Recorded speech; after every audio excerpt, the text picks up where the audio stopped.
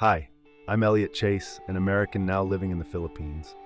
My dad's American and my mom's Filipina, so even though I grew up in the States, I learned Tagalog thanks to her.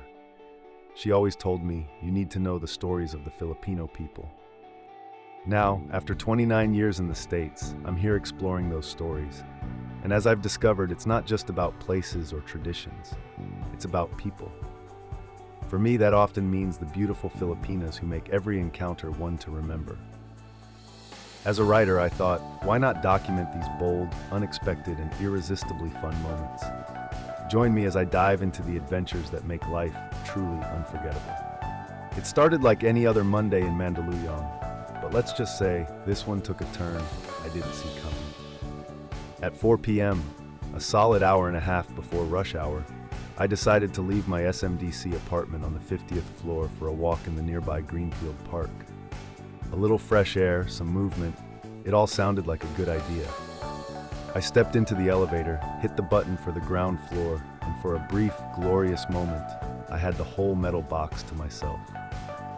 But then, the elevator stopped every few floors, picking up one person after another.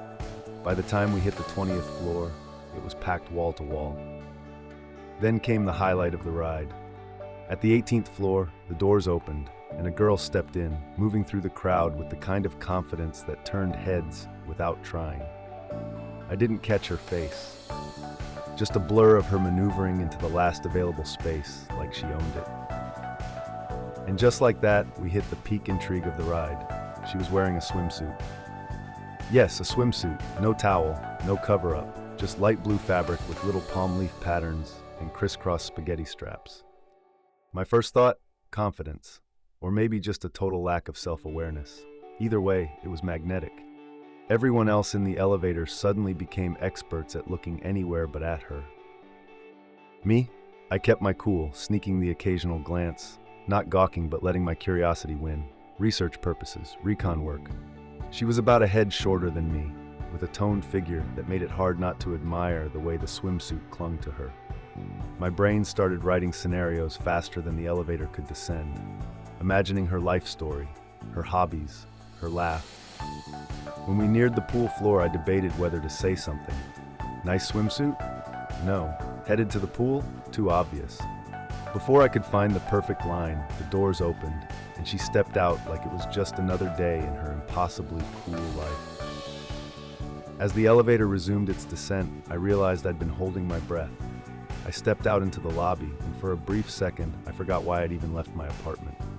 Was it groceries? Oh, right. Fresh air. At the park, the evening breeze did its best to clear my thoughts, but all I could think about was the girl in the light blue swimsuit. That confidence, that presence. How did I miss my chance?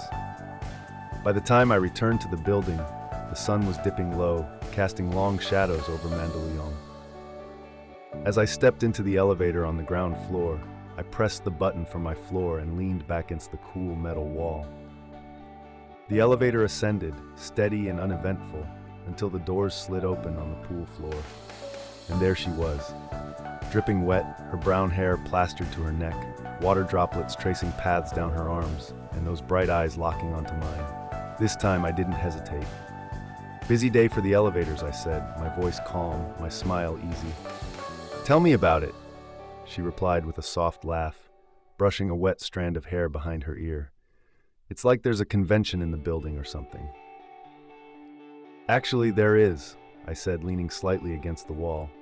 The annual Swimsuit Appreciation Society. You're kind of the guest of honor. She raised an eyebrow but smirked, her voice light and teasing. Life's too short for cover-ups. Flirty, playful, perfect. Do you always turn elevators into swimwear runways, I asked, holding her gaze. Or is this just my lucky day? She laughed, her eyes sparkling. You're the first to say anything, so maybe it is your lucky day. As we reached her floor, I said, hey, you like hamburgers? She paused, her expression amused. Why?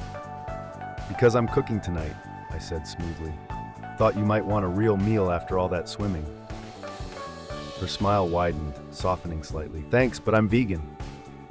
The doors started to close, and I let them, thinking that was the end of it. But just as they narrowed, her hand shot out with the precision of an action star, forcing the doors open again. "If you don't mind skipping the meat patties," she said, tilting her head with a playful challenge, "you can come over. I'm cooking vegan burgers, apartment 18B. For a split second, I considered my juicy beef patties marinating in the fridge. They'd been calling my name all afternoon, promising a dinner filled with savory perfection. But then I glanced at her toned figure, the effortless way she stood there, confident and inviting. "Tofu and kale, huh? Sounds impossible to resist," I said, a grin tugging at my lips. "What's your name?" I asked, my tone casual, like this was just another day. "Sasha," she said, leaning slightly against the doorframe. "I'm Elliot," I replied, grinning.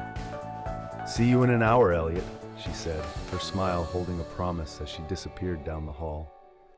As the elevator climbed back to my apartment, I let out a small chuckle. Mondays, man.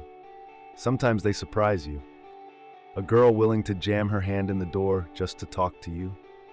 That's worth a dinner date, even if the menu doesn't include steak. Flirting's a funny thing, isn't it?